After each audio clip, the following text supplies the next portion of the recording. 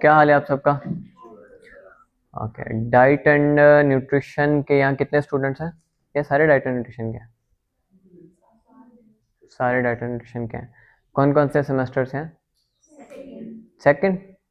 और आप सब सेकंड से ही हैं? आप भी? कोई ग्रेजुएटेड है? ठीक है। और पीछे आप सेकंड सेमेस्टर्स हैं सब? ठीक है। तो डाइट एंड न्यूट्रिशन के हवाले से डाइट के सब स्टूडेंट्स हैं, तो पहले डाइट की डेफिनेशन कौन बताएगा? डाइट कहते किसे हैं? स्टूडेंट्स हैं सारे डाइटेटिक्स के, पोस्ट ग्रेजुएट बताएंगे हमें। हाँ, तो आप बताए ना डाइट। अच्छा अच्छा, बताएं, कौन बताएगा?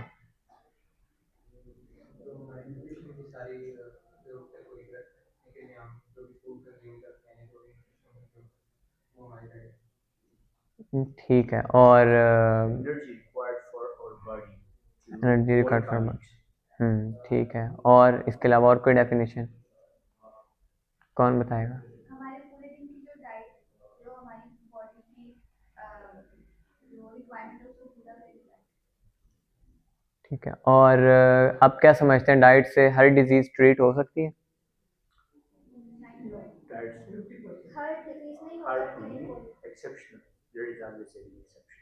ठीक है, प्रिवेंशन कर सकते हैं। प्रिवेंशन कर सकते हैं।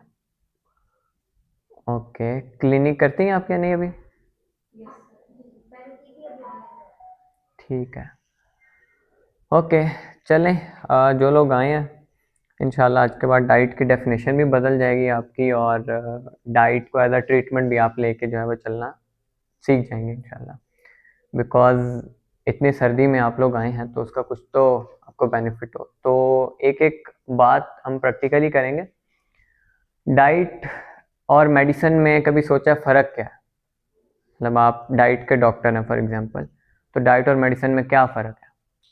डाइट जो है ना वो हमारे मुख्तलिफ एनर्जी प्रोडक्शन लेवल है, मेडिसिन और मेडिसिन जो है ना उसकी रेजिस्टेंस में कोई इस तरह डिजीज हो जिसको रिस्ट्रिक्शंस उसको मतलब ख़त्म करने के लिए, उसके लिए हम मेडिसिन यूज़ करते हैं, या किसी चीज़ को मतलब स्ट्रांग करने के लिए इम्यूनिटी सिस्टम को, तो उसके लिए हम मेडिसिन यूज़ करते हैं। हालांकि मैं न्यूट्रिशन और मैं बेसिकली साइकाट्रिस्ट साइकोलॉजी में पढ़ा है, हालांकि मुझे न्यूट्रिशन और डाइट का इतना सर जो ड्रग्स होता है ना वो इम्यूनिटी को स्ट्रांग नहीं कर सकते, ड्रग्स आपकी इम्यूनिटी को वीक करते हैं। यूट्यूब पे आप जब भी किसी डिजीज से उठते हो तो you are prone of getting more other diseases, जिस पे आप लोग कहते हैं कि आपको साइड इफेक्ट में कोई और डिजीज हो सकते हैं, you just go into a fever and you end up with a pneumonia और जॉन्डिस। तो इस वजह से drug is just one thing which I would say कि drug is not good there to put your immunity, where is the diet is something that is not genetic source and it is giving you a blend of nutrients जो कि drugs जो होता है। if I am talking about diet, तो मैं अगर आपकी diet से आपकी हेल्थ ठीक कर आपके ऑर्गन्स को इम्प्रूव कर सकती हूँ, जबकि अगर नहीं मैं कोई ड्रग उठाऊंगी तो वो ड्रग किसी एक ऑर्गन को पर्टिकुलरली अफेक्ट करेगा, राइट लेफ्ट को डैमेज ही करेगा, अफेक्ट नहीं करेगा। तो दिस इज द डिफरेंस। ये अच्छी डेफिनेशन थोड़ी सी हो गई है। डाइट वो होती है जो आपकी बॉडी का पार्ट बनती है, मेडिसिन आपकी बॉडी का पार्ट नहीं बनती। आपने डाइट के बारे में ये तो पढ़ा होगा ना कि हमारे सेल्स टिश्यूज डाइट बनाती है ना, मेडिसिन तो नहीं बनाती। तो डिजीज़ क्या होती है, इसको कौन डिफाइन करेगा? पहले बेसिक नॉलेज तो चेक कर लेना, फिर आगे मूव करते हैं। डिजीज़ कौन डिफाइन करेगा? हमने डिजीज़ के ऊपर बात करनी है ना कि डाइट प्लान किस तरह बनाते हैं डिजीज़ के लिए। तो डिजीज़ क्या होती है? क्या माइग्रेन एक डिजीज़ है?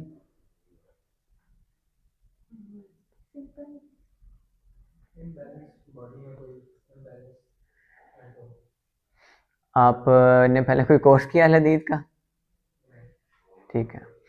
और डिजीज़ की डेफिनेशन बता दें। माइग्रेन है, ओबेसिटी है जिसके ऊपर बात करनी है, क्या ये डिजीज़ हैं?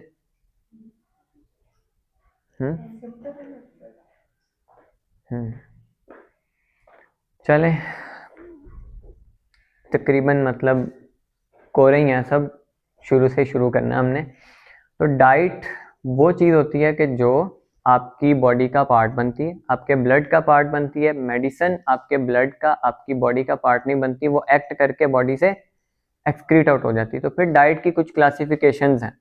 जब हम डाइट के थ्रू ट्रीट करते हैं किसी भी डिजीज़ को, तो डाइट की कुछ टाइप्स होती हैं। डाइट प्लान बनाते हुए हम वो देखते होते हैं। अब वो कौन कौन सी हैं? एक तो होती है प्योर डाइट, एब्सोल्यूट डाइट, के जिसने 100% जाके आपकी बॉडी का पार्ट बन जाना है। कुछ डाइट्स ऐसी होती हैं, कुछ फूड्स ऐसे होते हैं कि जो आपकी बॉडी का पार्ट, यानी वो मेडिसिनल इफेक्ट भी देते हैं और वो न्यूट्रिशनल इफेक्ट भी देते हैं। यानी वो मेडिसिनल इफेक्ट्स भी रखती हैं बॉडी को, बॉडी के फंक्शंस को अप या डाउन रेगुलेट भी करेंगे, और न्यूट्रिएंट सोर्स भी होते हैं वो। मिसाल के तौर पे जिंजर ले लें, ठीक है, जिंजर ले लें, गार्लिक ले लें, ये हम डाइट के तौर पे ले रहे होते हैं, लेकिन ये मेडिसिन हैं, हर्बल मेडिसिन हैं ये। लौंग, दालचीनी, कितनी चीज़ें आप किचन हर्ब्स में यूज़ करते हैं, हल्दी, ये सब हम डाइट में ले रहे हैं ना, but actually these are medicinal herbs, मतलब ये हर्ब्स है ना, लेकिन डाइट में हम ले रहे हैं। तो इनका कुछ इफेक्ट मेडिसिनल होता है और कुछ इनमें न्यूट्रिएंट्स भी होते हैं। इसी तरह जो है, यानी इसमें दो लेवल्स होते हैं। एक तो वो फूड्स होते हैं कि जिनमें मेडिसिनल प्रॉपर्टीज ज़्यादा हो और फूड की प्रॉपर्टीज कम हो। एक वो होती हैं कि जिनमें इसका ऑपोजिट हो, कि फूड प्रॉपर्टीज ज़्यादा है, मेडिसिनल प्रॉपर्टीज कम है, ठीक है। डाइट प्लान बनाते वक्त हमने ये देखना होता है कि जो पेशेंट आया हमारे पास, उसको हमने किस कैटेगरी की डाइट ऑप्शंस देने हैं। आप कोई सा भी फूड ले लें, जिस तरह एग योक है, ये क्या है? क्या ये प्योर डाइट, एब्सोल्यूट डाइट है, या ये मेडिसिनल एक क्या कहते हैं डाइट है? एब्सोल्यूट डाइट है, ठीक है। इसी तरह और बहुत सारी मिसालें, लेकिन जिंजर है, गार्लिक है, जिनकी मैंने की मिसाल दी आपको, ये एब्सोल्यूट डाइट नहीं है। तो डाइट प्लान बनाते वक्त सबसे पहले तो ये क्लासिफिकेशन आ गई कि अच्छा किस किस ऑप्शन को मैंने, यानी पेशेंट के अकॉर्डिंग हम देखते हैं कि इसको हमने डाइट के थ्रू। अब जब आपको पता है कि हमारी बॉडी के सेल्स, टिश्यूज, ऑर्गन्स, हम ओवरऑल, हमारा करेक्टर ओवरऑल, ये सब डाइट से बनता है। डिजीज कोई सी भी है, सर से लेकर पैर तक, उसको आप डाइट के थ्रू ही ठीक करेंगे, जो एक्चुअल में ट्रीटमेंट होता है। मेडिसिन के थ्रू आप जो फंक्शंस हैं उनको आप ये डाउन रेगुलेट कर सकते हैं, हील नहीं कर सकते, बॉडी को ट्रीट नहीं कर सकते। ट्रीटमेंट डाइट के थ्रू ही होता है हमेशा। यानी मरीज कभी भी आप देख लें, अगर मरीज दवाइयों से ठीक होते तो पाकिस्तान भरा पड़ा मरीजों से। हमारे पाकिस्तान शुगर में नंबर 1 है, डायबिटीज़ में नंबर 1 रैंक हो चुका है पाकिस्तान, क्योंकि वो दवाइयों पे चल रहे हैं। हम इसी तरह बाकी देख लें, हमें जितने हमारी फीमेल्स में प्रॉब्लम्स देख लें, मेंस्ट्रुअल प्रॉब्लम्स कितने कॉमन है, फीमेल हेल्थ इश्यूज, तो मेडिसिन खाती रहती हैं, कोई फ़र्क नहीं पड़ता। जब तक खाएंगी वैसी ठीक रहेंगी, छोड़ेंगी फिर से प्रॉब्लम्स हो जाएगी। मेडिसिन कभी भी बॉडी को ट्रीट नहीं करती, वो वक्ती तौर पे आपके सिम्टम्स को मैनेज करती है। पहले हमने डिजीज़ की डेफिनेशन देखनी है ताकि हम ज़्यादा बेहतर तरीके से कंसेप्ट को समझ पाएँ। तो डिजीज़ क्या होती है? डिजीज़ इज़ नॉट समथिंग के जो हम जिसको डिफाइन करते हैं। मिसाल के तौर पे जैसे अभी सर्दी का मौसम है, अब कोई सर्दी में निकलता है ऐसे ही, किसी एक को नज़ला ज़ुकाम हो जाता है, बाकी सब भी सेम एज ग्रुप के हैं, इसी मौसम में बाहर जा रहे हैं, सेम ड्रेसिंग है, सेम खाते पीते हैं, बट एक को जो है वो नज़ला ज़ुकाम हो जाता है, खांसी हो जाती है, बुखार हो जाता है, एक को नहीं होता। तो क्या हम डिजीज़ जो है वो उस इन्फ्लुएंजा वायरस को बोलेंगे कि वो तो सबके इन्वायरमेंट में मौजूद है ना, लेकिन एक को उसने अटैक किया है, एक को नहीं किया। कोविड आया था, कोविड की मिसाल ले लें, ओवरऑल प्रेजेंट था ना, पूरे मुल्क में फैला था, लेकिन कुछ को कोविड हुआ, कुछ को नहीं हुआ। तो मसला कोविड है या बॉडी है? बॉडी है ना, कि मसला कोविड तो नहीं है। कुछ को लगा भी तो वो हील कर गए, कुछ को लगा वो नहीं, वो उनकी डेथ हो गई। इम्यून सिस्टम उनका स्ट्रांग था। इसी तरह आप देखते होंगे ये जो गरीबों के बच्चे हैं, ये वो क्या खाते पीते हैं, वो बीमार भी कम होंगे, आपको कम उनकी बीमारी। शहरों में ज़्यादा बीमारी, आपने अस्पतालों में सारे गरीब लोग नहीं बैठे अस्पतालों में ज़्यादातर। आप अस्पतालों में जाएंगे तो वहाँ पे वो लोग होंगे कि जो तरह तरह के खाने खाते, जिनको हर तरह के फूड ऑप्शंस अवेलेबल होते हैं। तो डिजीज सिम्टम नहीं होता, ये सब सिम्टम्स हैं। यानी ये ऑर्गन जब रिप्रेजेंट कर रहा है अपनी एक अलामत को, उसके दरमियान यानी उसकी जो कॉज है, जो आप डिजीज को डिसऑर्डर ऑफ एनीथिंग नहीं कह सकते, हम बॉडी की बात करें ना, तो बॉडी ऑर्गन सिस्टम से मिलके बनी है, ऑर्गन सिस्टम ऑर्गन्स का मजमूआ है, और ऑर्गन्स टिश्यूज से मिलके बने हैं। टिश्यूज किससे बनते हैं? कोई मेडिसिन टिश्यूज बनाती है? डाइट से बनते हैं, हर तरह के टिश्यूज बनते हैं। तो डिजीज भी एक्चुअल में, यानी आप ये कैसे कह सकते हैं कि ऑर्गन का कोई सिम्टम आया है तो वो पीछे टिश्यूज लेवल पे कोई इम्बैलेंस आया है या नहीं आया, आया होगा तो फिर ऑर्गन में डिस्टर्बेंस क्रिएट होगी। माइग्रेन हेडेक की एक टाइप है। अब हेडेक एक सिम्टम है, इसको डिजीज नहीं कहते, माइग्रेन भी एक सिम्टम है, ओबेसिटी है, वेट गेन है, पीसीओएस है, ये सब सिम्टम्स हैं, दे आर नॉट डिजीजेस। तो डिजीज क्या है, इसको कौन डिफाइन करेगा? Combination of symptoms is called disease then. नहीं, कॉम्बिनेशन ऑफ सिम्टम्स तो नहीं कहेंगे। But sir, logic अगर उसका देखा जाए definition से एक अच्छी डेफिनेशन है कॉम्बिनेशन ऑफ सिम्टम्स भी, वैसे कहता obesity is also a disease. Symptom है ना, अंदर जो प्रॉब्लम्स चल रहे हैं उनका सिम्टम है कि सिम्टम के तौर पर ओबेसिटी हो गई है। डिसऑर्डर ऑफ ऑर्गन्स, ऑर्गन का पूरे ऑर्गन एक ही तरह का टिश्यू से तो नहीं बनता ना, organ multiple type of tissue से मिलकर बनता है। कोई भी ऑर्गन एक ही तरह के टिश्यू से नहीं बना हुआ, एक ऑर्गन मुख्तलिफ टिश्यूज का मजमूआ होता है, muscular tissues, connective tissues, epithelial tissues, connective tissues, 4 तरह के टिश्यूज होते हैं ना बॉडी में। तो उनका जो मुख्तलिफ टिश्यूज का कम्बिनेशन होता है उसको हम ऑर्गन बोलते हैं।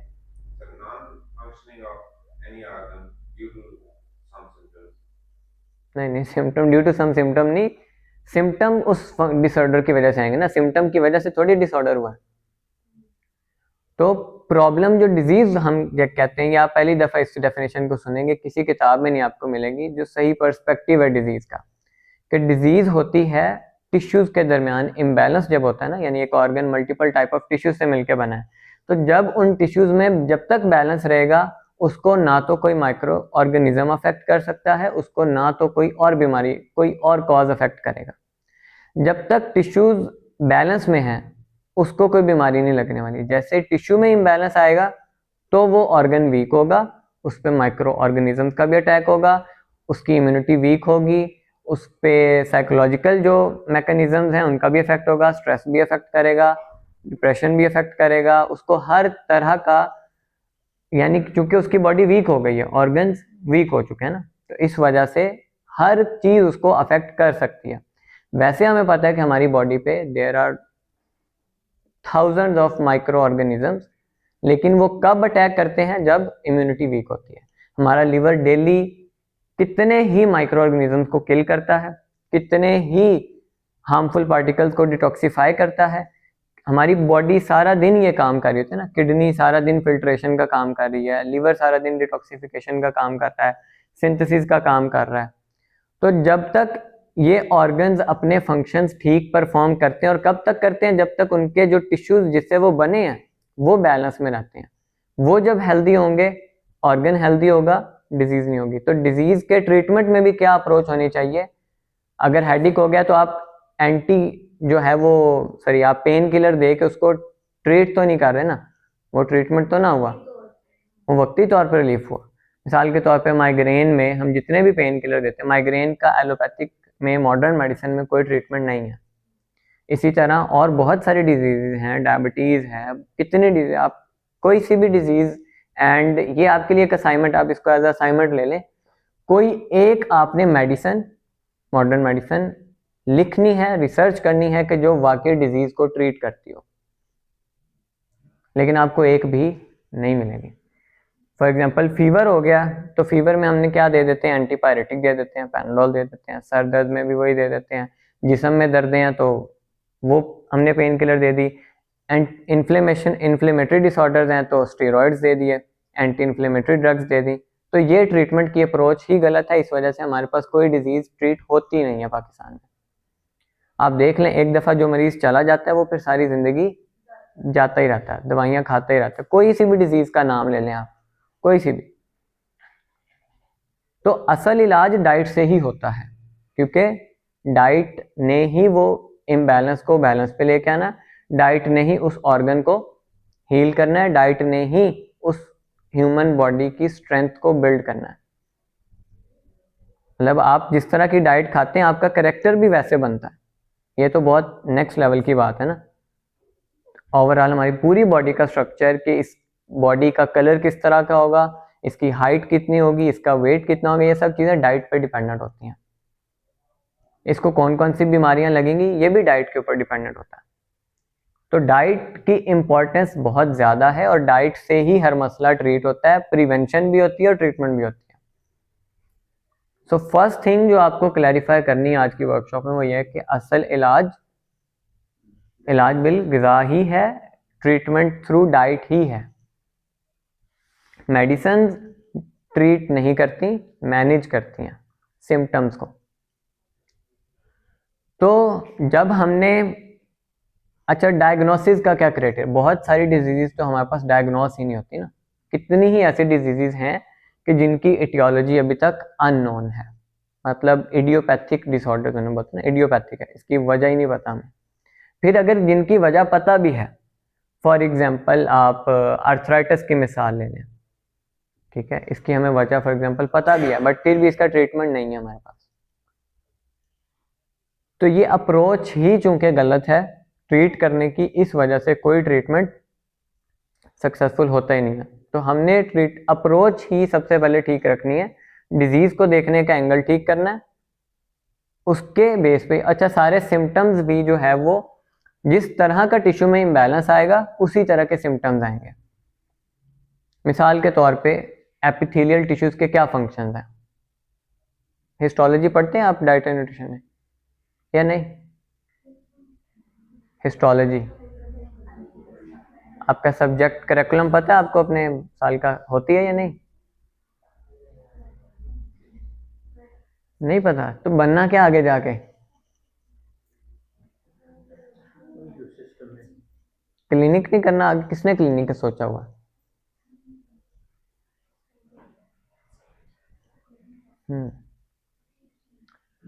तो बात क्या कर रहे थे भला, हिस्टोलॉजी की ना, यानी जिस तरह के टिश्यू का इम्बैलेंस होता है ना, अब इम्बैलेंस किस तरह से होता है उसको समझ लें। There are 3 states of human body, एक हाइपर एक्टिविटी होती है, एक हाइपो एक्टिविटी होती है, एक डीजनरेशन होती है या वीकनेस होती है। ये ह्यूमन बॉडी में किसी भी डिजीज़ में आपको यही मैकेनिज्म मिलेगा। स्टमक है, स्टमक का कोई भी डिसऑर्डर ले लें, आपने उसमें ये देखना है कि स्टमक के इस वक्त किस टिश्यू की हाइपर एक्टिविटी है, किस टिश्यू की हाइपो एक्टिविटी है एंड किस टिश्यू की डीजनरेशन है। ठीक है, अब ये कैसे पता चलेगा, इसके लिए कोई क्राइटेरिया है आपके पास या ये कंसेप्ट ही पहली दफ़ा सुन रहे हैं? आप लोग अभी हैं ही सेकेंड सेमेस्टर में ना, जो ग्रेजुएट्स हैं पहली दफ़ा सुन रहे हैं ये सारी बातें। जो हाइपर एक्टिविटी होता है वो स्ट्रेस कंडीशन आता है, अगर मेरी स्टमक लाइनिंग डैमेज हुई है तो मेरा स्टमक स्ट्रेस में चला गया, जिस पर सेल्स और टिश्यूज वो हाइपर एक्टिव होते हैं। कौन से वाले टिश्यूज हाइपर एक्टिव होंगे? जो स्टमक लाइनिंग है, जब डिपेंड करता है मेरा लीकी गट की तरफ है, मेरा स्टमक का एसिड कम हो गया, it depends upon the severity of disease. Mucus membrane है वो नर्वस टिश्यूज के बनती है, फिर इसी तरह मस्कुलर टिश्यूज होते हैं, इसी तरह एपिथेलियल टिश्यूज होते हैं जो गैस्ट्रिक ग्लैंड्स हमारे जितने भी प्रेजेंट हैं। तो ये जो आपने क्राइटेरिया रखना है ना डिजीज़ को डायग्नोस करने का, वो भी ये देखना होता है कि जो सिम्टम आपके पास आया पेशेंट, उसमें उस ऑर्गन के किस टिश्यू की हाइपर एक्टिविटी है।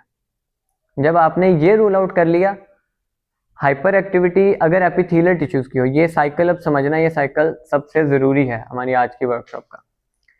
हाइपर एक्टिविटी अगर नर्वस टिश्यूज की हो, किसी भी ऑर्गन की मिसाल लें, अगर नर्वस टिश्यूज की हाइपर एक्टिविटी हो तो उस ऑर्गन के अंदर जो मस्कुलर टिश्यूज हैं वो हाइपो एक्टिव होते हैं और उस ऑर्गन के जो एपिथेलियल टिश्यूज हैं वो डीजनरेशन स्टेट में होते हैं। ठीक है, अगर किसी ऑर्गन में मस्कुलर टिश्यूज की हाइपर एक्टिविटी होगी तो उस ऑर्गन के जो एपिथेलियल टिश्यूज हैं वो हाइपो एक्टिविटी में होंगे और जो नर्वस टिश्यूज हैं वो डीजनरेशन में होंगे। और अगर किसी ऑर्गन की एपिथेलियल टिश्यूज की हाइपर एक्टिविटी है तो उसके जो नर्वस टिश्यूज हैं वो हाइपर एक्टिविटी में होंगे और जो मस्कुलर टिश्यूज हैं वो डीजनरेशन में होंगे। ये साइकिल आपने समझना है। और जो हाइपो एक्टिव पार्ट होता है हमेशा उसकी डाइट, उसकी मेडिसिन आप देते हैं। यानी अगर एपिथेलियल टिश्यूज की हाइपर एक्टिविटी है तो उसमें डाइट कौन सी देंगे? हाइपो एक्टिव कौन है? Nervous tissues. तो नर्वस टिश्यूज को सपोर्ट और स्ट्रेंथ देने वाली डाइट देंगे हम। अब मैं मिसाल दे देता हूँ एक डिजीज की ताकि आपको समझ आ जाए। पीसीओएस का नाम तो सबने सुना ना, पॉलीसिस्टिक ओवेरियन सिंड्रोम। ये एपिथेलियल टिश्यूज की, क्योंकि बॉडी के जितने भी ग्लैंड्स हैं ना, एंडोक्राइन है या एक्सोक्राइन है, वो सब एपिथेलियल टिश्यूज ही बनाते हैं।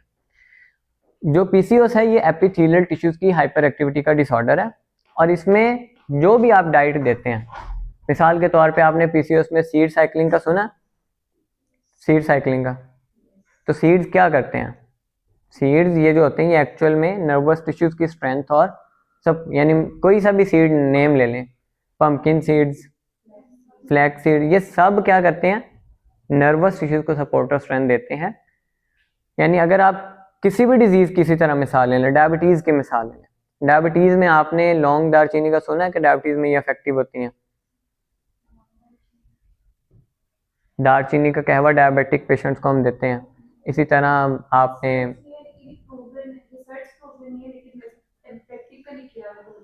रिसर्च प्रूवन भी है, इस पे आर्टिकल्स पढ़ें, आप सर्च कर लीजिएगा, रिसर्च प्रूवन भी है। तो डायबिटीज़ में इसी तरह आप और बहुत सारी आपने हर्ब्स के या फूड्स के नेम, डायबिटीज़ के लिए मिसाल के तौर पे कोई से भी फूड्स के नेम बताएं। डायबिटीज़ में हम हाई प्रोटीन डाइट क्यों देते हैं? कभी सोचा नहीं है? हाई प्रोटीन डाइट किसके लिए अच्छी है? मस्कुलर टिश्यूज के लिए। तो डायबिटीज किस टिश्यूज की हाइपर एक्टिविटी का डिसऑर्डर है? नर्वस टिश्यूज की हाइपर एक्टिविटी का। उसमें मस्कुलर टिश्यूज को स्ट्रेंथ और सपोर्ट वाली डाइट देते हैं, प्रोटीन ज़्यादा देते हैं। कुछ सेंस बन रही है बातों की कि आप किसी भी डिजीज नेम लेंगे, उसका जो आप ट्रीटमेंट कर भी रहे हैं ना, जब उसकी रूट में जाएंगे, उसकी कोर में जाएंगे, तो आपको मिलेगा अच्छा ये उस टिश्यू को सपोर्ट और स्ट्रेंथ दे रहा है जो हाइपो एक्टिव है। The main thing here is के डायग्नोस कैसे करना है हाइपर एक्टिविटी और हाइपो एक्टिविटी को, ये सबसे मेन बात है। डायग्नोस कर लिया, ट्रीटमेंट बहुत आसान है। टोटल आपके साथ एक बुक शेयर हुई है ग्रुप में, वो देखिए आप सबने, बियॉन्ड द कैलोरीज, एक बुक है, ठीक है, वो मेरी अपनी किताब है, उसको आप प्रिंट करवा के एक दफ़ा पढ़ें ज़रूर। उसमें टोटल 6 डाइट चार्ट्स हैं, सिर्फ वो 6 डाइट चार्ट्स ही तमाम डिजीज़ में आप यूज़ करते हैं, यानी वो 6 टेम्पलेट्स हैं। उसमें 2 डाइट चार्ट्स नर्वस टिश्यूज़ की सपोर्ट और स्ट्रेंथ वाले हैं, 2 डाइट चार्ट उसमें एपिथेलियल टिश्यूज़ की सपोर्ट और स्ट्रेंथ वाले हैं, और 2 डाइट चार्ट मस्कुलर टिश्यूज़ की सपोर्ट और स्ट्रेंथ वाले। कनेक्टिव टिश्यूज़ हमारा बेसिक स्केलेटन होता है, ब्लड इज़ कनेक्टिव टिश्यू, और जो हमारा बेसिक स्केलेटन है, बोन्स, लिगामेंट्स, टेंडन्स, कार्टिलेजेस, ये कनेक्टिव टिश्यूज इनमें अबंडेंटली पाया जाता है। तो इंटरनल फिजियोलॉजी जो है ना, जो फंक्शनल बॉडी है, उसमें कनेक्टिव टिश्यूज का बहुत कम रोल आपको मिलता है, इसलिए उसके डिसऑर्डर्स भी आपको बहुत कम मिलेंगे, ठीक है। तो जो मेजर ये 6 डाइट चार्ट्स हैं, 2 एपिथेलियल टिश्यूज के, 2 नर्वस टिश्यूज की सपोर्ट और स्ट्रेंथ के, और 2 मस्कुलर टिश्यूज की सपोर्ट और स्ट्रेंथ के। अगर आपने डायग्नोस करना सीख लिया कि किस टिश्यू की हाइपर एक्टिविटी है, तो आपको ये तो पता है कि उसमें हाइपर एक्टिविटी कौन सी है, उसके वाली आपने डाइट दे देनी होती है, एंड आपका पेशेंट मैजिकली क्योर होगा, उसका ट्रीटमेंट होगा, उसकी सिर्फ मैनेजमेंट नहीं होगी, वो ट्रीट होगा। तो डायग्नोसिस के ऊपर बात कर लेते हैं, क्योंकि ट्रीटमेंट का सबसे इसेंशियल पार्ट क्या होता है? डायग्नोसिस। अगर डायग्नोसिस कर लिया तो फिर चाहे उसको कोई दम दरूद भी कर दो तो वो ठीक हो जाता है। डायग्नोस हो जाए ना मसला ये है कि हमसे डायग्नोसिस नहीं होती, ये वाली अप्रोच हम यूज़ नहीं करते। डायग्नोस अगर हो जाए ना कि एग्जैक्ट कॉज क्या है, तो फिर मसला क्योर हो जाता है, फिर तो प्रॉब्लम ही नहीं है। मसला ही सारा ये है कि डायग्नोसिस नहीं होती हमसे कि एग्जैक्ट कैसे इसको ठीक करना है और एग्जैक्ट क्योर क्या है। अब जैसे मैंने शुरू में एक सवाल पूछा आपसे कि क्या डाइट से हर डिजीज़ का इलाज पॉसिबल है, तो आपने कहा नहीं, एक्सेप्शनल केसेस में जो है वो नहीं है, बट इन एक्चुअल है, डाइट से ही है और किसी चीज़ से नहीं है। कोई सी भी डिजीज़ आप ले लें, ठीक है। अब लेकिन जो आप डाइट का बोल रहे हैं ना, जो जिन डिजीज को हम डाइट से क्योर कर सकते हैं, वो लाइफस्टाइल चेंजेस की वजह से हुआ होगा डिजीज। अब काफी डिजीज है, जैसे एक्सेप्शनल केस आप कह रहे हैं, उसमें डाइट का समहाउ रोल होता है, बट डाइट से हम उसको क्योर नहीं कर सकते। लाइक इस तरह की बहुत सी डिजीज हैं, अल्जाइमर डिजीज हो गया, कैंसर हो गया, अच्छा सवाल है आपका। रोल होता है। तो हम सिर्फ ये नहीं कह सकते कि सिर्फ डाइट से ही हम क्योर कर लें। डाइट से हम उन डिजीज को क्योर कर सकते हैं जो कि हमारे लाइफस्टाइल चेंजेस की वजह से अब बिल्कुल आपका बहुत अच्छा पॉइंट है और अच्छी बात है ये पॉइंट आपने रेज किया। सबसे पहले तो इस पे आ जाए कि डाइट प्लान में आप लिखते क्या क्या, डाइट प्लान बनाते कैसे, क्या डाइट प्लान में सिर्फ डाइट होती है? डाइट प्लान में 6 एसेंशियल फैक्टर्स होते हैं, वो लिख लें डाइट प्लान बनाते वक्त कौन कौन से आपने फैक्टर्स देखने होते हैं। डाइट प्लान बनाते वक्त एज अ डाइटिशियन आप पेशेंट को तब क्योर करेंगे जब आपने ये 6 के 6 फैक्टर्स समेत उसको डाइट प्लान बना के दिया। उसमें 6 फैक्टर्स कौन कौन से हैं? एक तो डाइट वाला ही है, ठीक है, बाकी के 5 फैक्टर्स हम देख लेते हैं कौन कौन से हैं। एक उसमें है, सबसे पहले आप ले लें साइकोलॉजिकल मैनेजमेंट बोल लें या इमोशनल इम्बैलेंस को बैलेंस करना बोल लें। यानी अगर आप डाइट जितनी भी अच्छी दे लें, ठीक है, बट उसका जो इमोशनल इम्बैलेंस है वो जब तक ठीक नहीं है, वो डाइट का फैक्टर। मिसाल के तौर पे IBS की मिसाल ले लें, वो एक प्योरली स्ट्रेस बेस्ड कह लें कि प्रॉब्लम है, तो जब तक स्ट्रेस नहीं जाएगा डाइट उस पर असर ही नहीं करती। स्ट्रेस है, अच्छा, अब इन इमोशंस का भी ऑर्गन्स पे इफेक्ट होता है। मिसाल के तौर पे एंगर का किस ऑर्गन पे इफेक्ट है, हैप्पीनेस का किस ऑर्गन पे है, सैडनेस का किस ऑर्गन पे है, ठीक है। इस पे कभी सोचा है आपने, ये कभी दिमाग लड़ाया इस पे करना पड़ेगा आपको वर्क ना। इमोशंस को जब तक बैलेंस में करने के लिए आप कोई चीज़ डाइट प्लान में नहीं ऐड करें, आपका डाइट प्लान अधूरा है। Number 1 point. आसान एग्जांपल है, जब आप किसी को इंजेक्शन लगाते हैं और उसकी मूड को, उसके फैक्टर, मतलब अगर उसकी मूड पहले से साइकोलॉजिकल इमोशनल उसको आपने बताया कि इस तरह कोई मसला नहीं, तो वो फील कर लेते कि ये है साइकोलॉजिकल। तो हम बात कर रहे थे किसकी, इमोशंस की। डाइट प्लान अधूरा होगा जब तक इमोशनल मैनेजमेंट के लिए आप कुछ नहीं देंगे। अब इमोशनल मैनेजमेंट के लिए आप क्या करते हैं डाइट प्लान में? उसमें हम उसको एक्सरसाइजेज भी बताते हैं, एक्सरसाइजेज भी इमोशंस को बैलेंस में लेके आती हैं। उसमें हम उसको मेडिटेशन भी बताते हैं, उसमें हम उसकी काउंसलिंग भी करते हैं, उसमें जो है हम उसको जर्नलिंग का भी बोलते हैं, उसमें उसको हम पॉजिटिव लोगों में उठने बैठने का भी बोलते हैं। सारी चीज़ें करते हैं ना। इमोशंस को बैलेंस करने वाले जो जो फैक्टर्स हैं वो सब उसको डाइट प्लान में सजेस्ट करके देते हैं। एक चीज़ हो गई, 2 फैक्टर हो गए, एक फूड एंड ड्रिंक है वो तो पता ही है, दूसरा फैक्टर इमोशंस के लिए है, साइकोलॉजिकल फैक्टर है। तीसरा जो है इवैक्यूएशन एंड रिटेंशन का फैक्टर है। इवैक्यूएशन एंड रिटेंशन क्या होती है कि बॉडी के जितने भी वेस्ट हैं, मिसाल के तौर पे स्वेटिंग है, मिसाल के तौर पे यूरिन है, मिसाल के तौर पे स्टूल है, मिसाल के तौर पे म्यूकस है, मिसाल के तौर पे जो मेंस्ट्रुअल फ्लो है, ब्लड है, मेल्स में सीमन है, ये जितने भी बॉडी के वेस्ट हैं, अगर ये नॉर्मल वेस्ट बॉडी से एक्सक्रीट आउट होते रहे नॉर्मली तो ऑर्गन्स हेल्दी रहते हैं। लेकिन अगर ये वेस्ट जिस तरह से बॉडी से एक्सक्रीट आउट होने चाहिए वो नहीं हो रहे तो फिर प्रॉब्लम हो जाता है, फिर डिजीज हो जाती है।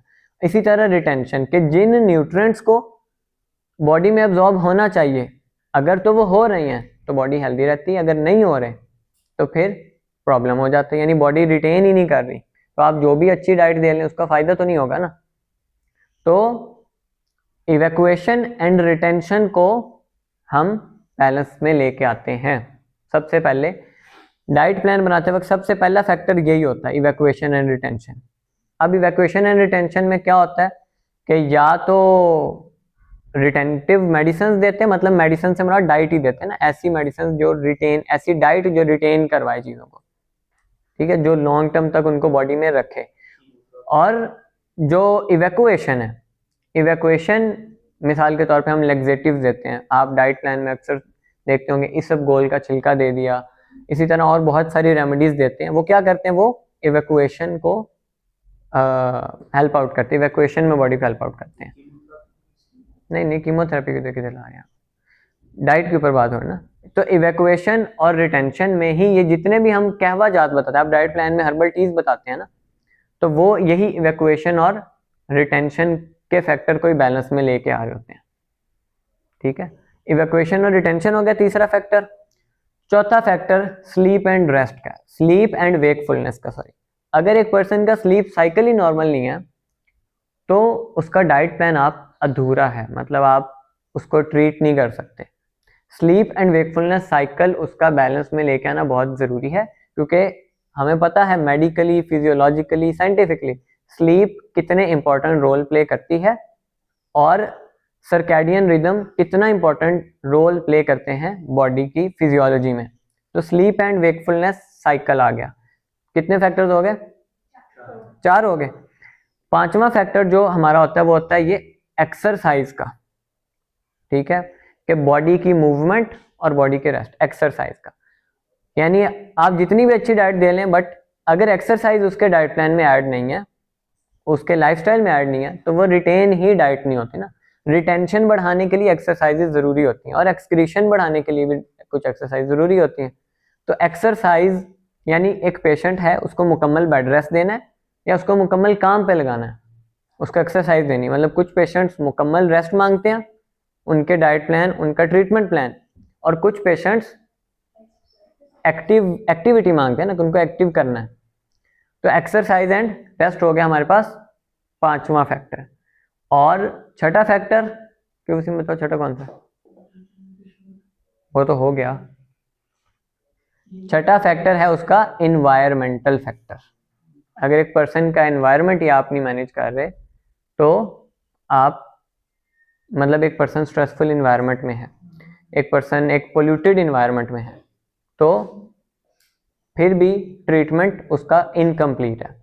तो डाइट प्लान बनाते वक्त ये 6 चीज़ें जहन में रखनी है कि आपने इनको मास्टर करना है।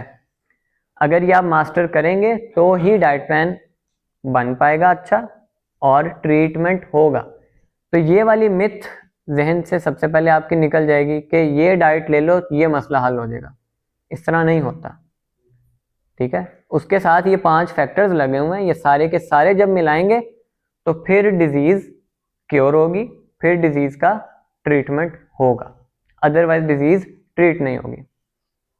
अब एक और यहाँ पे पॉइंट कि डाइट प्लान बनाते वक्त, यहाँ तक बातें क्लियर हो रही हैं? डाइट प्लान बनाने में क्वालिटी और क्वांटिटी दोनों बहुत ज़रूरी होते हैं। कि अच्छा क्वालिटी किस लेवल की लेनी है, क्वालिटी ऑफ फूड क्या है और क्वांटिटी ऑफ फूड क्या है। तो क्वालिटी ऑफ फूड के लिए आपके पास क्या क्राइटेरिया, मतलब आप क्या सजेस्ट करते हैं? क्वालिटी ऑफ फूड में हम हमेशा यही प्रेफर करते हैं कि जितनी नेचुरल सिंपल फूड्स होगी, जितनी वो प्रोसेस्ड फूड्स और जितनी आर्टिफिशियल फूड्स उसकी डाइट प्लान से आप निकालेंगे, उतना जल्दी वो हील होगा। मतलब कोशिश हमारी यही होती है, प्रेफरेंस यही होती है कि उसकी डाइट में नेचुरल सिंपल फूड्स हम ऐड करें, फ्रेश फूड ऐड करें। Frozen foods, processed foods, artificial foods, ये हम उसकी वो अवॉइड लिस्ट में रखते हैं कि ये अवॉइड करने हैं। तो अब इसमें कुछ का ये इख्तलाफ आता है, आपने एज अ डाइटिशियन आप इन इख्तलाफात को देखते होंगे कि कुछ कहते हैं अंडा ब्रॉयलर नहीं खाना, देसी ही खाना है, और गोश्त भी देसी खाना है, ब्रॉयलर नहीं खाना। तो वो कहते हैं बॉडी तो प्रोटीन को सिर्फ कर रही है ना रिकॉग्नाइज, उसको ये गर्ज तो नहीं है कि वो देसी से आ रही है ब्रॉयलर से आ रही है, उसको तो प्रोटीन चाहिए। वो कहाँ से आ रही है? बॉडी को ये नहीं गर्ज, बॉडी को प्रोटीन चाहिए ना। तो इस पॉइंट से कितने लोग एग्री करते हैं? ये पॉइंट क्या ठीक है या नहीं? ठीक है तो कैसे ठीक है, और नहीं ठीक तो कैसे नहीं ठीक, ये भी बताना है। ठीक नहीं है कैसे? बेसिकली वो जीएमओ जेनेटिकल मॉडिफिकेशन उसमें हुआ है, वो उसको हम नेचुरल नहीं कहते। नहीं हम तो कह भी नहीं रहे। बॉडी भी वो उसको मतलब हो जाता है ना, जेनेटिक ये नहीं बताना ना, साइंटिफिक जवाब दे मुझे। एक तो सेटिस्फेक्शन भी होती है ना माइंड में, वो भी है। और ये भी है कि अगर वो बॉयलर बन रहा है तो उसकी इन्वायरमेंट कैसी है। अक्सर हम कहते हैं कि जो मुर्गियाँ बॉयलर है वाइट जो हम खाते हैं चिकन, वो बैठी रहती हैं, इसलिए अगर हम भी चिकन खाएंगे तो हम भी वैसे ही हो जाएंगे। लेकिन जिम करने वाले भी तो चिकन यही खाते हैं ना। अच्छा, यहाँ पर जो ये मैंने पॉइंट रेज किया है उसमें ये है कि अक्सर हमारे लाइक जो बड़े होते हैं उनका ये होता है कि वो खुद चल नहीं सकती, तो हमें क्या ताकत देगी। तो जहाँ तक मैंने पढ़ा है उसमें ये है कि जो मीट प्रोडक्शन हम लोग कर रहे हैं, लाइक जेनेटिकली मॉडिफाइड कर रहे हैं, हमारा जो मेन कंसर्न है वो हमारा प्रोटीन से है, ना कि हमारा उसकी बाकी कैरेक्टरिस्टिक्स से है। तो जो मेन चीज होती है हम वो प्रोवाइड करें, हमारा मीट प्रोडक्शन होती है, इंक्रीज इन पॉपुलेशन, हमारा जो मेन कंसर्न है वो प्रोटीन के साथ है, तो वो हमें उससे भी मिल रही है, देसी से भी और ब्रॉयलर से भी, दोनों से मिल रही। और उससे भी मिल रही है, तो इतना ज्यादा डिफरेंस नहीं है ब्रॉयलर और इसमें। और इसी तरह हर चीज़ के बारे में ना आपको ये आर्गुमेंट मिलेगा। तो इसमें सही क्या है गलत क्या है इस पे तो मैं नहीं बात करता, इस पे फिर लंबी बात है ना। तो हाँ जी, नहीं क्वालिटी में तो प्रोसेस्ड फूड ज़्यादा अच्छे होते हैं। अगर एनर्जी वाइज बात करनी है ना, कैलोरीज वाइज बात करनी है, तो प्रोसेस्ड फूड में ज़्यादा होती है ना। डिफरेंस मैंने आपको सबसे पहले मैंने समराइज इसलिए किया है कि डाइट प्लान बनाते वक्त प्रेफरेंस यही होती है कि नेचुरल सिंपल फ्रेश फूड हो, ठीक है। बाकी हाँ, अवेलेबिलिटी को भी देखना ना। अब शहर में आप रावलपिंडी में कहाँ देसी मुर्गियाँ देसी अंडे ढूंढते फिरेंगे। मैं नहीं बताता। हाँ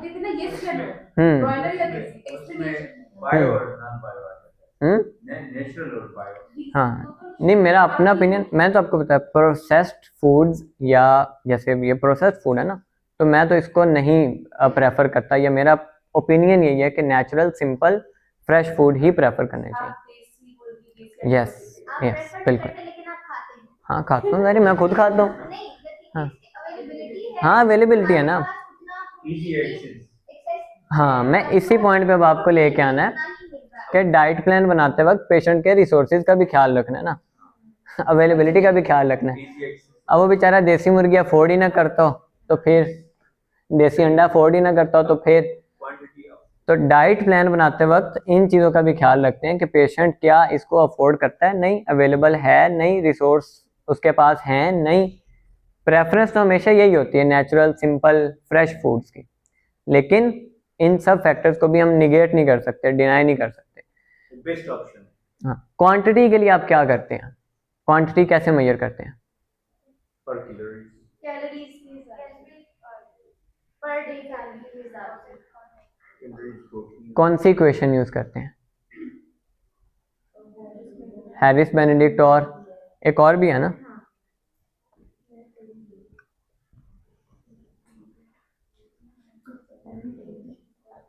बताएं। क्वांटिटी के लिए आप कैलोरीज जो है वो मैनेज करते हैं। अब नॉर्मल बताएं कि एक पर आप अपना बता दें कि आपकी कितनी रिक्वायरमेंट्स हैं डेली की कैलोरी रिक्वायरमेंट्स। 2000, तो आप 2000 लेती हैं? मेरे पास एक ऐप से उसमें जनरली अगर हम रफली अगर हम ऐसे एस्टिमेट करने के लिए करें तो हम जो बॉडी वेट होता है हम उसको 35 से भी मल्टीप्लाई करते हैं तो आपकी डेली रिक्वायरमेंट्स आ जाती हैं। अदरवाइज हम हैरिस बेनेडिक्ट इक्वेशन का यूज करते हैं, कीवर्ड्स के अलग होता है और और उसमें फिर कार्ब्स का कितना पोर्शन होना चाहिए, प्रोटीन का कितना होना चाहिए, फैट का कितना होना चाहिए, ये सब चीज़ें मैटर करती हैं ना। लेकिन क्वांटिटी के लिए एक सिंपल उसूल ये भी याद रख लें, यानी एक पेशेंट है, मिसाल के तौर पे आपके पास एक स्टमक डिसऑर्डर का पेशेंट आ गया, उसको भूख नहीं लगती, ठीक है, उसको गैस्ट्राइटिस का प्रॉब्लम है, तो आप उसको कितनी कैलोरीज देंगे? एवरेज अगर आप निकालेंगे तो वो 1500 से 2000 ही निकलेंगी ना, लेकिन उसको तो 100 कैलोरीज भी अगर नहीं डाइजेस्ट हो रही तो फिर वहाँ पे क्या करेंगे? हम उसको स्मॉल फ्रीक्वेंट मील से स्टार्ट कराते हैं। हम कभी भी एकदम से जितनी रिक्वायरमेंट होती है उधर नहीं जाते, आहिस्ता आहिस्ता हम उसको देखते हैं फिजिबिलिटी पे, फिर हम उसको इंक्रीज करते हैं। तो डाइट प्लान बनाते वक्त इस चीज़ का आपने ख्याल रखना होता है कि पेशेंट की डिजीज़ कौन सी है ना, डिजीज़ के अकॉर्डिंग आप क्वांटिटी को मॉडिफाई करते हैं। क्वांटिटी के लिए कोई एक एग्जैक्ट फार्मूला नहीं है अभी हमारे पास कि ये फार्मूला है और ये हर एक के ऊपर एप्लीकेबल है। ये हेल्दी पर्सन के लिए हैरिस बेनेडिक्ट इक्वेशन, ये डिजीज़ के लिए नहीं है। तो डिजीज़ के लिए क्या है ये बताएं। सर जब हम कैलोरीज काउंट करते हैं उसमें डिजीज फैक्टर भी तो ऐड करते हैं, कितना डिजीज फैक्टर है। हाँ तो वो आप मर्जी कोई लेगा डिजीज फैक्टर मल्टीप्लाई करके उसके बाद मिसाल के तौर पे डायबिटीज में जो है ना कार्ब्स की एक फैक्टर है ना, उसकी भी मिसाल के तौर पे ऐसा नहीं होता कि उस बंदे में उस डिजीज की वजह से सिम्टम्स क्या डेवलप हाँ बिल्कुल। तो उसके लिए कौन सी क्वेश्चन है आपके पास? अब इक्वेशन तो यही है, अगर हमने उसके ऊपर ओबेसिटी कट डाउन लगाना है तो फिर हम कैलोरीज का कट डाउन कर देते हैं। इक्वेशन का मुझे पता नहीं है, but according to the person हम 300 to 500 कैलोरीज का कट डाउन करते हैं ताकि वो उसको थोड़ा कैलोरी डेफिसिट में चल जाए। हम सिम्टम को कम करते हैं ताकि डिजीज ठीक हो। हाँ सही है। तो डाइट प्लान बनाते वक्त डिजीज़ का पॉइंट आपका अलहदा होता है कि अच्छा हर डिजीज़ में डिफरेंट होगा, तो वहाँ पे कैलोरी वाली जो इक्वेशन है ना वो 100% वैसे अप्लाई नहीं होती। तो डाइट प्लान बनाते वक्त इस चीज़ का ख्याल रखना है। लेकिन एक चीज़ सिंपल उसूल याद रखना है डाइट प्लान बनाने का कि पेशेंट को जो डाइट प्लान आपने देना है उसकी जो क्वांटिटी है वो 1/3 कैपेसिटी के अकॉर्डिंग रखनी है। यानी अब ये कहाँ से देखते हैं, ये फंक्शनल एम्प्टिंग ऑफ स्टमक जो है इसके ऊपर भी यानी साइंटिफिकली, लेकिन पीछे इसके एक हदीस है। हदीस सुनिए ना ये सबने कि खाना है तो एक हिस्सा खाना, एक हिस्सा पानी, एक हिस्सा हवा के लिए। तो 1/3 का प्रिंसिपल हमेशा याद रखिए कि एक बंदा है उसका एक रोटी से पेट भर जाता है। वो आप डाइट प्लान बनाते हो तो उससे ये हिस्ट्री भी लेते हैं कि अपनी रूटीन बताओ ना, सुबह कितनी रोटी खाते हो, दोपहर क्या खाते हो, कितना खाते हो, शाम में क्या खाते हो। तो जब हमने डाइट प्लान बनाना होता है तो हम वो वाला फैक्टर देखते हैं और ये 1/3 वाला फॉर्मूला अप्लाई करते हैं। अगर एक रोटी में आपका पेट फुल हो जाता है तो आप एक रोटी आपके लिए हेल्दी नहीं है, एक रोटी से आप हाफ पे आ जाएंगे। ये एक जनरल प्रिंसिपल है 1/3 फार्मूला कि हर पेशेंट के ऊपर भी अप्लाई होता है और हर हेल्दी पर्सन के ऊपर भी अप्लाई होता है। और फिर उसमें अब आ जाए इसके ऊपर कि फ्रीक्वेंट मील्स किन को देते हैं किन को नहीं देते हैं। कौन बताएगा इसका जवाब? फ्रीक्वेंट मील्स किस पेशेंट में देते हैं किस में नहीं देते हैं?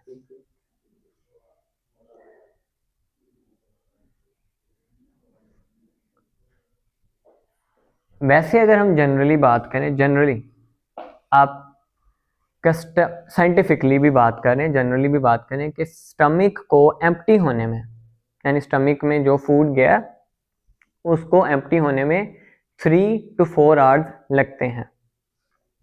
स्टमक से फिर फूड किधर जाता है? इंटेस्टाइन्स में। इंटेस्टाइन्स में अब्जॉर्प्शन पे भी 3 to 4 आवर्स रिक्वायर्ड होते हैं। और उसके बाद किधर जाता है? स्मॉल इंटेस्टाइन में आया फूड से स्टमक से, हाँ, या फिर लिवर के थ्रू ब्लड स्ट्रीम में।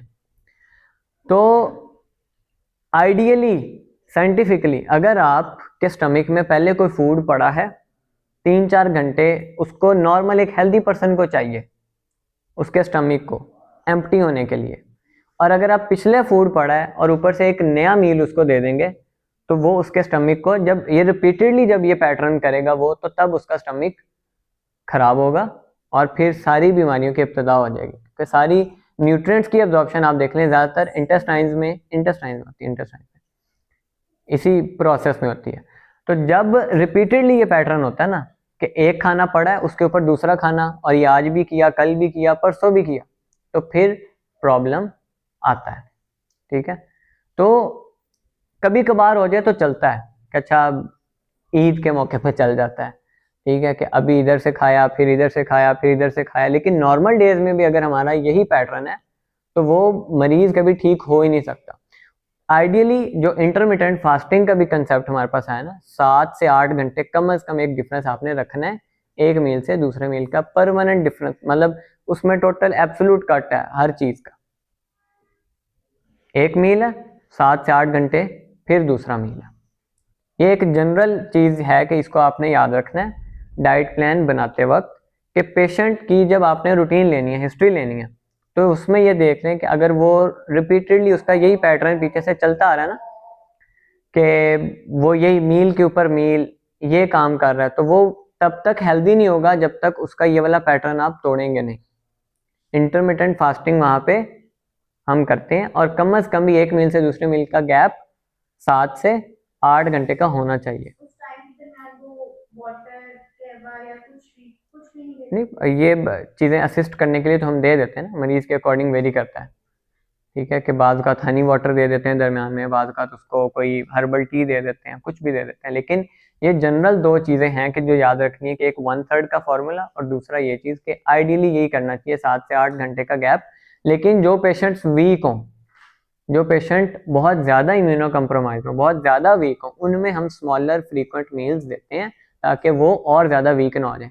अब यानी एक मरीज़ बेचारा पहले बहुत वीक है, उसको आप फर्दर 8-9 घंटे बाद एक दूसरा खाना दें तो वो फिर उसके लिए प्रॉब्लम करेगा। तो जो वीक पेशेंट्स हों, इम्यूनो कम्प्रोमाइज्ड हों, उनमें आप स्मॉलर फ्रीक्वेंट मील्स दे देते हैं। लेकिन जो हेल्दी पेशेंट हो, अच्छा, डाइट प्लान बनाते हुए एक और चीज़ जो हम स्किप कर गए शुरू में ही, कि सबसे पहली चीज़ तो ये डिसाइड करनी होती है ना कि इसकी डाइट बंद करनी है मुकम्मल, या कौन से वाली डाइट इसको देनी है, सॉलिड पे रखना है, लिक्विड पे रखना है, या सॉलिड लिक्विड मिक्स पे रखना है, और कितनी क्वांटिटी पे रखना है। सबसे पहली तो ये चीज़ है ना। यानी इस तरह हमारे पास अगर कोई स्टमक का मरीज़ आया ना, स्पेशली ये गैस्ट्राइटिस का पेशेंट है या IBS का पेशेंट है, या जो जब तक इनको भूख ना लगे तब तक खाना नहीं देते। भूख आपको पता है एक बीमारी है ना, भूख भी एक बीमारी है, और उसका इलाज क्या है?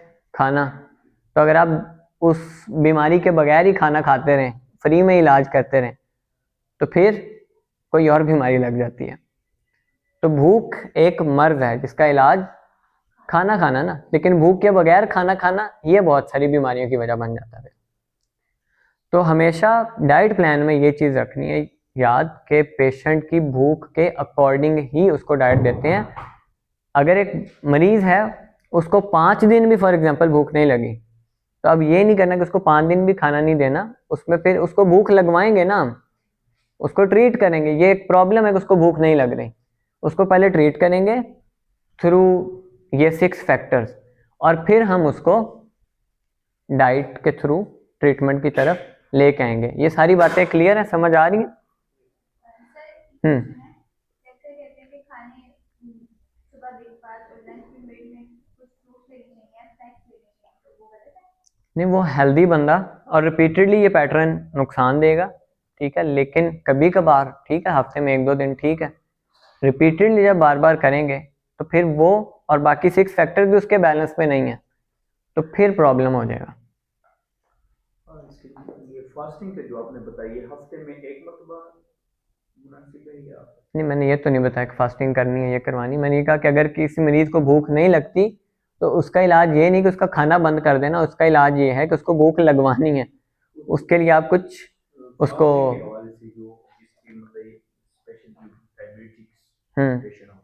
फास्टिंग पे, तो उसके लिए तकरीबन हफ्ते में एक मरतबा फास्टिंग या नॉर्मल कितना होना चाहिए? नहीं, वो मरीज़ के अकॉर्डिंग वेरी करता है ना कि किस मरीज़ को कितनी फास्टिंग करवानी है। कोई जनरल रूल नहीं है कि सबके ऊपर अप्लाई होगा, ठीक है।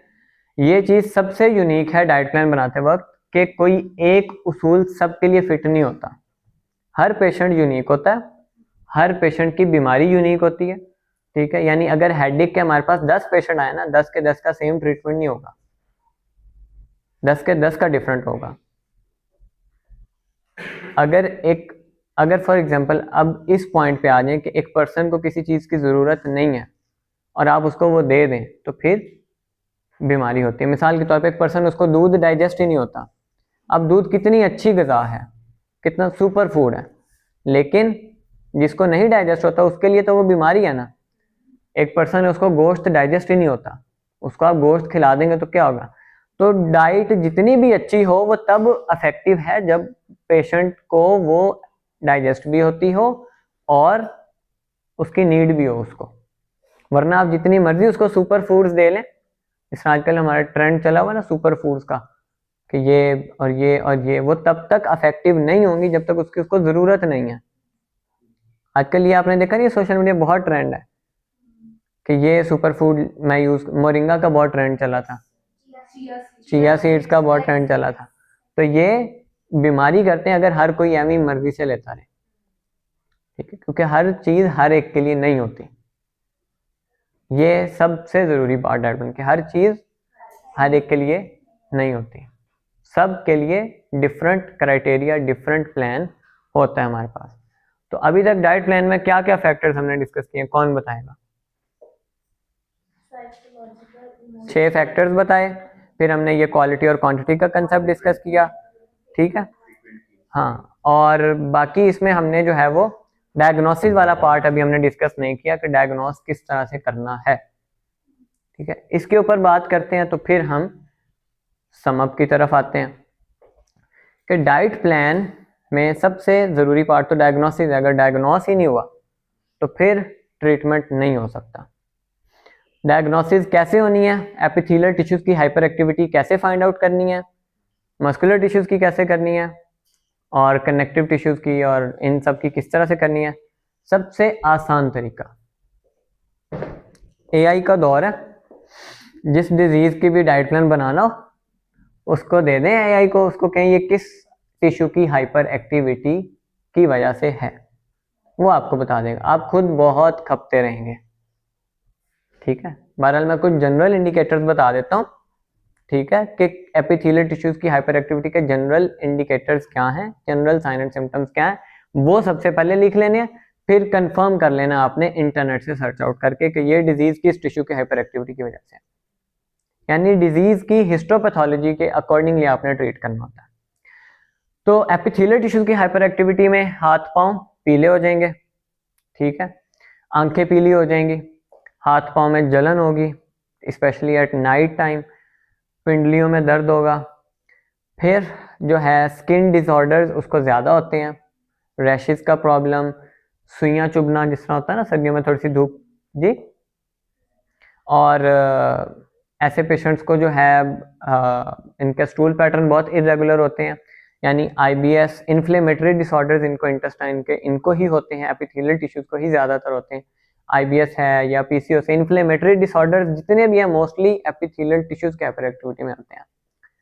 फिर आ जाए जी, इसके अलावा जनरल इंडिकेटर्स के ऊपर बात करें तो डिस्टर्ब स्लीप होगी, डीप स्लीप नहीं होगी, और बाल इनके वीक होंगे, ठीक है, हेयर फॉल ज़्यादा होगा, और इसके अलावा गुस्सा इनको ज़्यादा आता होगा, ठीक है, इनकी जनरल पर्सनैलिटी एंगर ज़्यादा होगा उसमें, और यानी ये जो टिश्यूज़ की हाइपर एक्टिविटी फाइंड करते हैं ना, इसमें हम 3 चीज़ें देखते हैं, एक उसका एनाटॉमिकल स्ट्रक्चर, एक उसका फिजियोलॉजिकल और एक उसका साइकोलॉजिकल।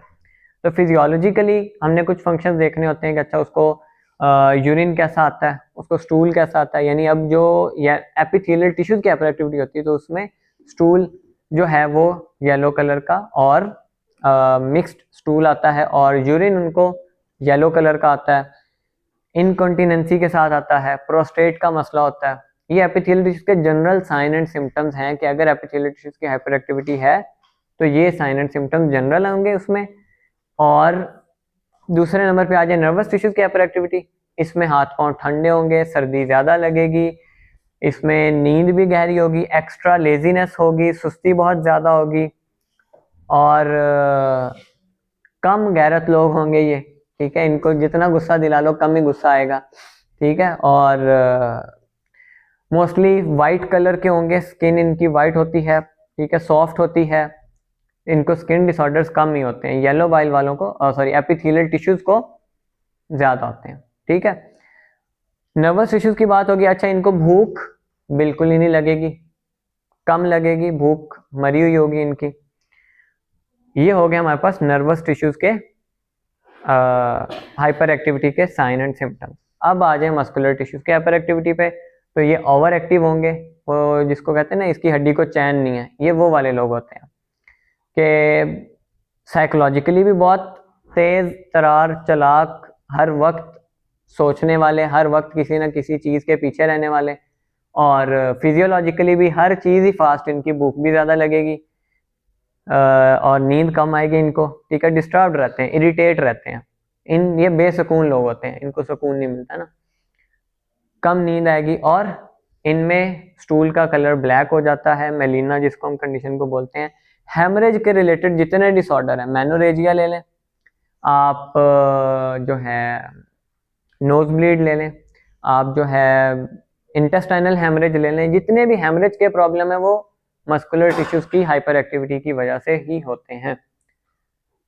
ठीक है, और ये हो गया हमारे पास जनरल साइन एंड सिम्टम्स। कोई भी मरीज आया उसके ये जनरल साइन एंड सिम्टम्स देख लेते हैं और फिर कंफर्म कर लेते हैं कि हाय चैट जीपीटी बता दो कौन से टिश्यू की हाइपर एक्टिविटी है। Sir, आप repeat कर सकते हैं please? Epithelial और hyperactive, which one tissues will be hypo and which one will be? जी, एपिथेलियल टिश्यूज की हाइपर एक्टिविटी में नर्वस टिश्यूज हाइपो एक्टिव होते हैं और मस्कुलर टिश्यूज डी जनरेशन में होते हैं।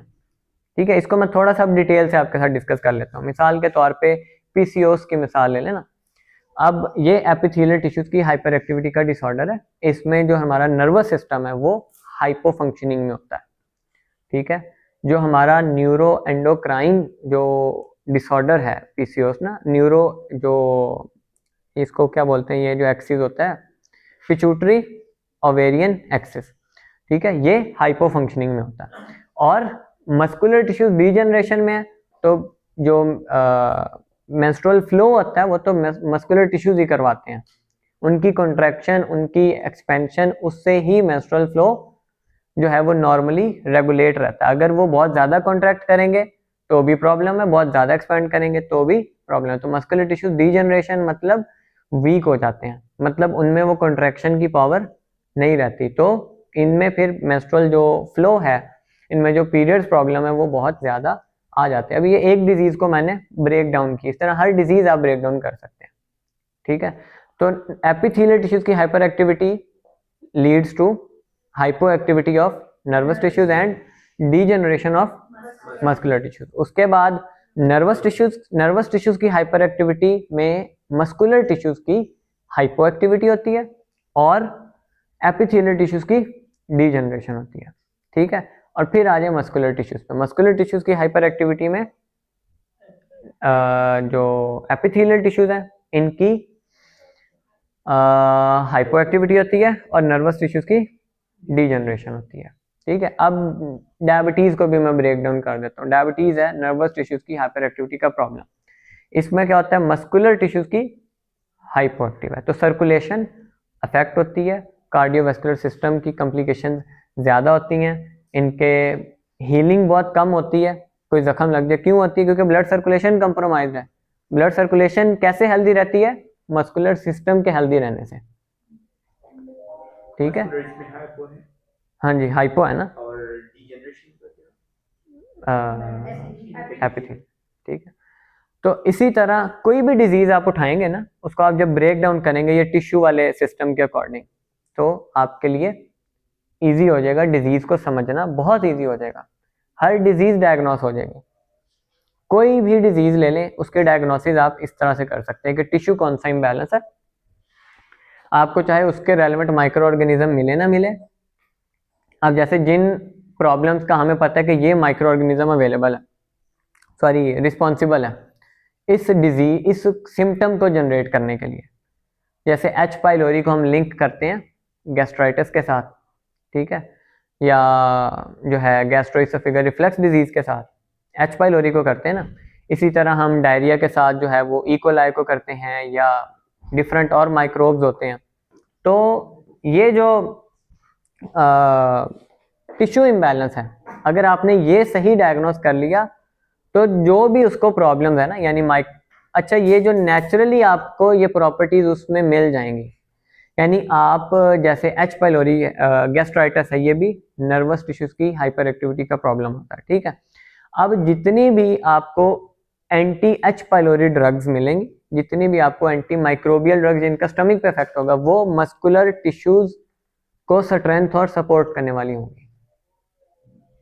ठीक है, और एच पाइलोरी इन्फेक्शन में हम डेयरी प्रोडक्ट्स बंद कर देते हैं। क्यों करते हैं, क्योंकि वो नर्वस टिश्यूज को सपोर्ट और स्ट्रेंथ देते हैं। ठीक है, और उसमें कोशिश ये होती है कि प्रोटीन वाली डाइट ज़्यादा हो। क्यों? क्योंकि वो मस्कुलर टिश्यूज़ को स्ट्रेंथ देगी, सपोर्ट देगी। तो हर डिजीज़ ऐसे ही आपने देखनी है और उसके अकॉर्डिंग आपके पास 6 डाइट चार्ट्स हैं, उसमें से फिर आप क्वालिटेटिव क्वांटिटेटिव हर चीज़ मैनेज कर सकते हैं कि सुबह मील में क्या देना है, इस चार्ट में से कितनी क्वांटिटी में देना है, वो आप उसी चार्ट में से सिलेक्ट कर सकते हैं। सबसे पहले हर डिजीज़ में ये देखना है कौन सा टिश्यू सिस्टम डोमिनेंट है, हाइपर एक्टिव है। उससे जो नेक्स्ट है हाइपो एक्टिव वाली डाइट आपने उसको प्लान में देनी है, और परहेज में वो सारी डाइट बता देनी है जो हाइपर एक्टिव वाली है। मतलब पीसीओएस में परहेज क्या होगा, एपिथेलियल टिश्यूज को सपोर्ट और स्ट्रेंथ करने वाली जितनी डाइट होगी वो परहेज में होगी। ठीक है, तो वो डाइट चार्ट्स 6 हैं, बुक के अंदर मेंशन है, बुक का आप प्रिंट लें तो ये आपके लिए बहुत इजी हो जाएगा डाइट को प्लान करना। उसमें हर्बल टीज भी हैं, उसमें किचन हर्ब्स भी हैं, उसमें ब्रेकफास्ट में क्या ऑप्शन दे सकते हैं, मील में क्या दे सकते हैं, लंच में और डिनर में क्या दे सकते हैं, हर चीज़ उसमें कैटेगोरिकली मेंशन है। ठीक है, और वो आप उधर से देख के पेशेंट्स को आपके लिए इजी जो है वो हो जाएगा, फूड सिलेक्शन इजी हो जाएगी। बाकी सारे प्रिंसिपल याद रखने जो हमने डिस्कस किए, ये 6 इसेंशियल फैक्टर्स हैं। बाकी उसमें जो है क्वालिटी और क्वांटिटी का जो है कंसेप्ट है, ये सारी चीज़ें जहन में रखते हुए जो फूड चार्ट उसको देना है उसमें से उसको डाइट प्लान बना के दे देते हैं। तो अब ये कंसेप्ट समझ में आया ओवरऑल डिजीज का या ट्रीटमेंट का? इट मेक सेंस और नॉट मेक सेंस? लेकिन इस तरह से अब आप इसी एंगल से पूरी अपनी डिग्री को कंप्लीट करेंगे ना तो बहुत मज़ा आएगा और हर डिजीज आप ट्रीट कर सकेंगे। ठीक है, मतलब इसमें हमारे पास जो है ना ऐसे बिल्कुल हर पेशेंट इसमें क्योर होता है। डायबिटीज़ का है, खा वो कैंसर का है, खा वो, लेकिन उसमें अगेन वही सारी चीज़ें पेशेंट की विल पावर भी डिपेंड करती है। ठीक है, मतलब डायबिटीज़ के हम सक्सेसफुल जो है अब तक 15 to 20 cases successful totally reverse हम कर चुके हैं, सक्सेसफुल यानी जो रिपोर्टेड हमारे पास केस स्टडीज है, और वो सिर्फ ये डाइट प्लान के थ्रू, उसमें ये 6 इसेंशियल फैक्टर्स मैनेज करते हैं। इसी तरह हर डिजीज़ ऐसे ही मैनेज करते होते हैं, हर डिजीज़। तो ये अप्रोच बस याद रखें और इसके अकॉर्डिंग आप हर डिजीज़ को देखें, ट्रीटमेंट को इसके अकॉर्डिंग देखें, तो कोई डिजीज़ भी ऐसी नहीं है कि जो आप ट्रीट नहीं कर सकते। सप्लीमेंटेशन वो जो है ना, वो डाइट का, जैसे मैंने स्टार्टिंग में क्लासिफिकेशन बताई ना आपको कि डाइट कुछ ऐसी है, न्यूट्रिएंट्स कुछ ऐसे हैं कि जो न्यूट्रिएंट प्लस मेडिसिन होते हैं। तो सप्लीमेंट्स यही होते हैं, न्यूट्रिएंट प्लस मेडिसिनल इफेक्ट होते हैं ना। मिसाल के तौर पे वो ले लें करक्यूमिन, क्या बोलते हैं उसको, ग्लूटामीन ना, ये आपको पता है कहाँ से लेते हैं? Glutamine, oh sorry glutathione, glutamine glutathione. Glutathione का किसको पता है? स्किन के लिए अच्छा होता है ना। आपको पता है ये बनता किससे है? हल्दी से, हल्दी से बनता है ये। ठीक है, हल्दी का एक इंग्रेडिएंट है ग्लूटाथायोन। तो सप्लीमेंट्स जितने भी हैं ये वही, अगेन इसमें यह है कि परफेक्शन बहुत मैटर करेगी कि एग्जैक्ट डायग्नोस करके आप सप्लीमेंट रेकमेंड करेंगे तो इट विल वर्क। बगैर ऐसे ही बिला ज़रूरत और बिला डायग्नोसिस, बगैर डायग्नोसिस के आप सप्लीमेंट लेते रहेंगे तो वो बजाय फ़ायदे के नुकसान करेंगे। लेकिन अगर सही डायग्नोस करके देंगे तो वो डेफिनेटली बहुत ज़्यादा फायदेमंद होते हैं। तो आप बता रहे हैं डायबिटिक पेशेंट्स का जो डायबिटीज रिवर्स किया है, did you use supplementation for them और नॉट? नहीं, herbal medicine simple. For example herbal medicine कौन सा? फॉर एग्जांपल जैसे सप्लीमेंट की कैटेगरी में ही वो आ जाती हैं। लाइक कौन सी, मैं नाम पूछना चाह रही हूं। डायबिटॉन, आप नाम ही पहली दफ़ा सुनेंगे। इंग्रेडिएंट्स, उसके इंग्रेडिएंट्स आपने सुन के तौबा तौबा करनी है कि अस्तगफिरुल्लाह, ये आप क्या खिला रहे हैं मरीजों को। वीडियो हम पब्लिक नहीं करेंगे ना, ये वाला पार्ट कट कर देंगे।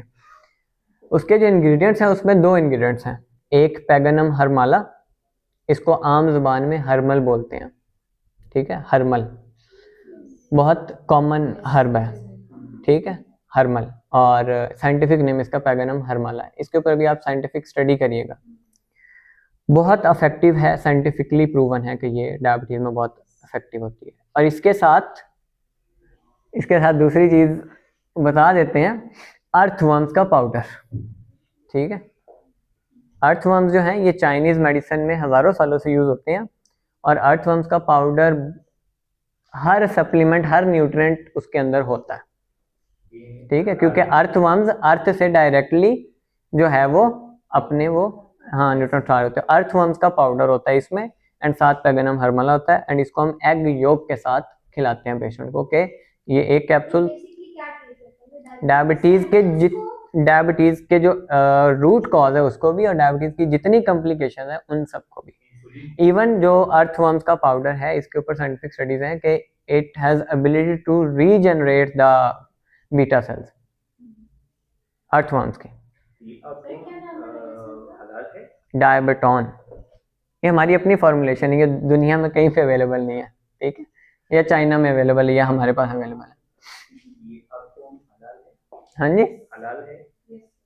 मुझे नहीं पता हलाल है या हराम है, ठीक है, खाते हैं लोग, खाते हैं, आप भी खा सकते हैं अगर चाहें, न्यूट्रिएंट्स अच्छे होते हैं इसमें। जो आपने डायबिटीज के पेशेंट्स को किए हैं, आपने उनको सिर्फ सप्लीमेंटेशन से किए हैं? नहीं, ये सारे 6 एसेंशियल फैक्टर्स, हाँ, ये तो सिर्फ एक, हाँ बिल्कुल,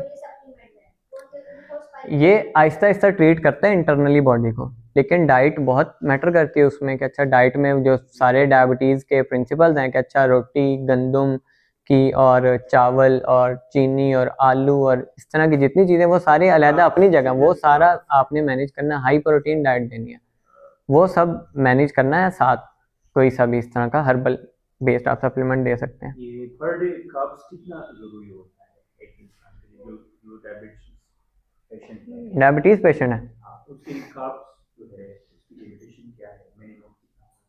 कोई पता नहीं मुझे, ये डाइटिशियन से पूछें। 45 to 55% हमने डेली रिक्वायरमेंट लेनी होती है कार्ब्स की, कार्ब्स की हेल्दी पर्सन के लिए, ठीक है, अगर 45 to 55% कैलोरीज हेल्दी के लिए, तो एक पर्सन डायबिटिक है तो हम उसको लोअर कैटेगरी परसेंटेज के अंदर ले जाते हैं, 45 लो 50 कार्ब्स जो है, हाँ, और हम कॉम्प्लेक्स कार्ब्स ऐड करते हैं जिसमें उनका ब्लड शुगर लेवल जो एकदम से स्पाइक ना करे, स्लोली हो ना, मतलब फ्रूट जूस नहीं पिला देना उसको ना, जो नहीं जल्दी, फाइबर्स, आटे एग्जांपल दे देते हैं, जो चक्की वाला आटा होता है उसमें फाइबर होता है जिसकी वजह से क्या होता है कि स्लोली अब्जॉर्ब होता है। मुझे समझ आ रहा है, लेकिन मिनिमम 45%, लेकिन patient for patient yes for sir आपको डायबिटिक। पता है whoever is a diabetic counselor ना, ये तो कुछ पाकिस्तान में ऐसा मिथ उठा दिया उन्होंने, रोटी चावल छोड़ तो शुगर से होगी। नहीं, हम तो खिलाते हैं पेशेंट को। सर हम खिलाते पर पता है मोस्टली प्रॉब्लम है रोटी, ये लोग इस चीज को एक्सेप्ट करेंगे। सुनने में पहली चीज आती है रोटी चावल, तो हाँ, ये बन गया। ये कांसेप्ट होता है, लॉजिक से हाँ, वो बेसिकली फूड पोर्शन नहीं है ना, पाकिस्तान में कंसेप्ट ही नहीं है बैलेंस फूड का या पोर्शन कंट्रोल का। रोटियां खानी तो 2-2 खा जानी है, साथ सलाद भी नहीं खाना, ठीक है, हमारे रोटी और सालन ही है, हाँ, तो उससे हम कहते हैं हाँ, हमने तो कुछ कर ही नहीं रहे, हम सिर्फ रोटी सालन ही खा रहे हैं, तो बेसिकली मसला यही है कि हमारा फाइबर इंटेक भी, पोर्शन कंट्रोल नहीं है, फिर बैलेंस फूड का कंसेप्ट ही नहीं पता, घर में सबको सब तरह की रिक्वायरमेंट नहीं, मतलब सबकी रिक्वायरमेंट डिफरेंट होती है, सालन एक ही पकना, सबने ये खाना है, ठीक है ना। आप आज घर में जाके बताएं मुझे ना ये नहीं, मुझे ये वाली डाइट चाहिए, ये मेरे लिए अच्छी है, तो फिर वो आपको देंगे? हाँ हाँ हाँ, फिर वो यही माँ बाप कहते हैं ना, हर चीज़ ला के देते हैं, फ्रूट भी दूध भी, लगता नहीं है इसको, पता नहीं क्यों, तो कैसे लगेगा, उसको ज़रूरत जिस चीज़ की है वो लगाए ना, उसको जिस चीज़ की ज़रूरत नहीं है वो देते रहे, तो चाहे उसको सारी उम्र खिलाते रहे, नहीं फ़ायदा होगा, ठीक है। तो ये एक प्रिंसिपल स्ट्रक्चर बेस्ड लेक्चर है, ये उसूल हमने आपको बता दिए हैं। माइक्रोज के ऊपर बहुत हमें डिटेल से बात करने की ज़रूरत है, माइक्रोज के अंदर बहुत डिटेल्स हैं, ठीक है, हाँ, वाइटामिन्स मिनरल्स, ठीक है, उनके ऊपर तो एक अलहदा से हम रख सकते हैं। तो उसमें यह है कि आप जितने स्टूडेंट्स आए हैं, आपके कॉन्टैक्ट नंबर हमारे पास मेंशन है, तो आप लोग इतनी सर्दी में हैं तो आपको हमारा अभी रिसेंटली एक फ्री कोर्स हुआ था डाइट एंड न्यूट्रिशन का, जिसमें हमने गोल्ड मेडल्स भी दिए थे स्टूडेंट्स को, और वो आपको ना उसके पूरी रिकॉर्डिंग लिस्ट दे देंगे। उसमें बहुत सारी चीज़ें डिस्कस हैं, माइक्रोज में डिस्कस हैं, और ये जो मैंने ओवरऑल कंसेप्ट समराइज किए हैं ये डिटेल से डिस्कस है। एक एक वीडियो 1.5-2 घंटे के लेक्चर उसमें ना, तो वो आपको इंशाल्लाह हम पूरा कोर्स दे देते हैं, उसको आप लें। बाद में जिसको शौक हो गोल्ड मेडल जीतने का वो टेस्ट देगा और फिर उसको भी हम दे देंगे अगर अच्छा रिजल्ट आया तो वो हम आपको जितने भी लोग आए हैं आपको वो फ्री कोर्स हम दे देते हैं डिटेल स्टडी के लिए ना। ये तो जनरल, मैंने बहुत जनरल बातें की हैं बिकॉज ऑफ टाइम शॉर्टेज, और कंसेप्ट आपको समझ में आ गए होप सो, ठीक है। और इसके बाद इंशाल्लाह माइक्रोज की बारी आती है, इसमें डिटेल्स की बारी आती है, तो वो आपको डिटेल स्टडी ही करनी पड़ेगी। उसके लिए आपको हम डिटेल्ड वीडियोस ही दे देंगे और वो आप लें, और फिर उसके बाद जो है आप अपना काम शुरू करें, ठीक है। ठीक है, ये वसीम वीडियो बंद कर। ओके, कोई सवाल है तो अब आप वो कर सकते हैं, if there is any question.